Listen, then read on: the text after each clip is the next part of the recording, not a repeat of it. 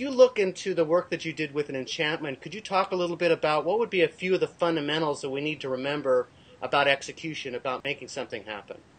Well, the pillars of enchantment really are threefold. First of all, you have to be likable because you're not very influential or persuasive or enchanting if you're not likable. You have to be trustworthy because people can like you but not trust you for your advice and for your what you're recommending or your product or your service.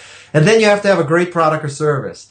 So the three examples I like to cite of these are Apple for product, Zappos for trustworthiness. Women will buy shoes without trying it on.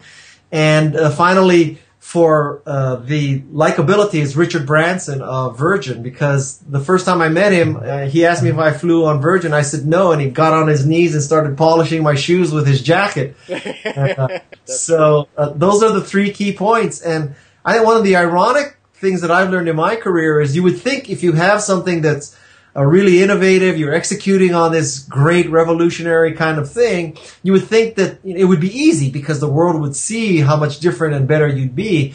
But it's quite the opposite. I think the more innovative, the more you have to be enchanting because you're trying to move people from a place of comfort.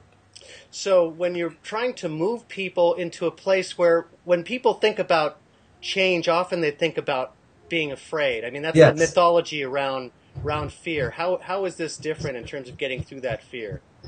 Well, one of the ways to combat fear, I mean, think about it, when you go into a fearful situation, is to go with people you like and trust, right? Right. So if someone that has enchanted you that you like and trust is along with you, I think it goes a long way with removing that fear. So if you walk into the Stanford Apple store, you're not thinking that Steve Jobs is going to handle your genius appointment, right? So you go to the Genius Bar and you meet this person who's really smart, really trustworthy, really likable, solves your problem.